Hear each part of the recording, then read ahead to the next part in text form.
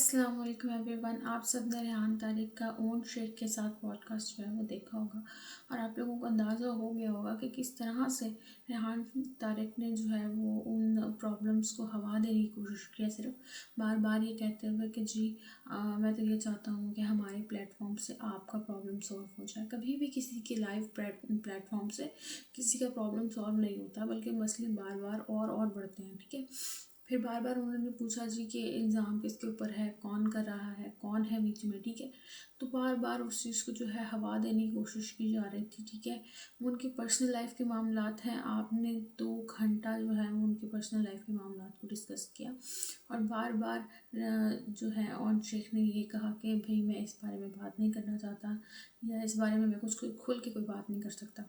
फिर आपने जी जो कॉल करवाई, देखें, आपने कॉल करवाई और फिर कॉल करवा के आपने ये कहा कि ये कॉल जो है आप ऑडियो जो है ये स्पीकर पर रखें। किसी की पर्सनल लाइफ के मामला चल रहे हैं, इतने प्रॉब्लम्स चल रहे हैं और आप कह रहे हैं कि उससे उस ऑडियो कॉल कर जो है स्पीकर पे रखा जाए। बिल्कुल गलत किया आपने। ठीक है, हम बिल्कुल भी इस चीज़ को सपोर्ट नहीं करते। फिर आपने एक भाई से बार बार ये पूछा कि जी उनकी बहन के जो पर्सनल लाइफ की जो प्रॉब्लम्स हैं वो किस तरह से हैं, उनको कैसे सॉल्व किया जाएगा, क्या है। ये आपका काम नहीं था। अगर आप वाकई नेकी चाह रहे थे, आप पहले रजब भट्ट से जो है बात करते, फिर आप ऑन ट्रिक से बात करते। ठीक है, और आप ऑफ कैमरा इन सब चीज़ों को ठीक करने की कोशिश करते। ये चीज़ें ठीक करनी जो होती है ना, ये ऑन कैमरा ये चीज़ें ठीक नहीं होती हैं। ठीक है, मेरे फेवरेट पॉडकास्टर हैं। ठीक है, मेरी फेवरेट एंकर हैं रेहान तारिक साहब, लेकिन इन्होंने ये पॉडकास्ट करके बहुत गलत किया और इस तरह से बार बार हवा देंगे। आप अपनी एज देखें, आप 40 ईयर्स के हैं और वो बच्चा जो है वो 22-23 साल का है। उससे आप जो है पर्सनल लाइफ के प्रॉब्लम्स जो है वो शेयर कर रहे हैं।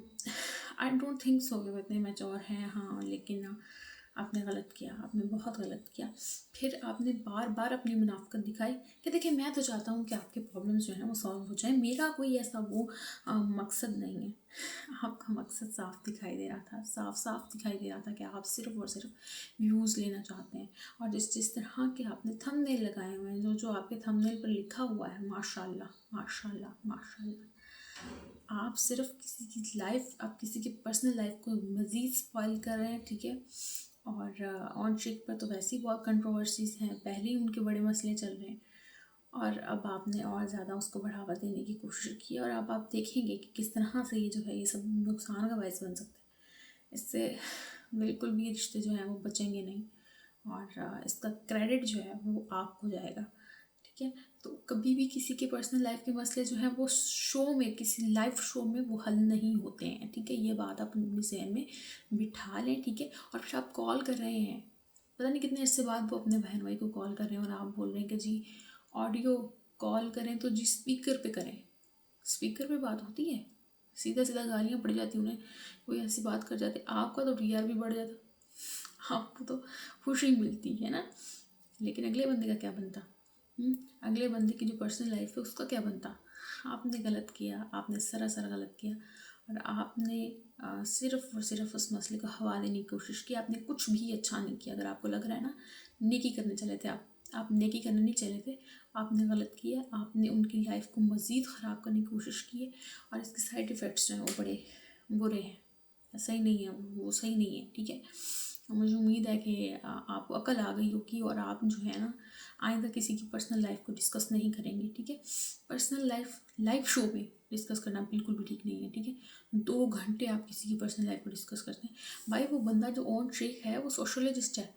वो सोशोलॉजिस्ट से आपने ऐसे सवालात करने थे जो सोशोलॉजी के हवाले से होते और वो बड़े फ़ायदेमंद होते, लेकिन आपने तो धज्जियाँ बिखेर दी। ना हम उनका गिटार सुन सके, ना गाने सुन सके, ना हम लोग उनकी जो है उनकी सोशियोलॉजी को पढ़ सके और ना समझ सकते थे कि उन्होंने क्या पढ़ा, उनके दिमाग में क्या था। बार बार वो कहते रहे कि जी हम इस प्रॉब्लम को नहीं इतना ज़्यादा हवा देना चाहते, हम नहीं चाहते कि कोई दूसरा बंदा जो है पढ़े। हाँ, ये तो मियाँ बीवी का मसला था, तो मियाँ बीवी का मसला था तो जी मियाँ बीवी हल करते हैं ना। आप कौन होते हैं? आपने मियाँ बीवी से पूछा था?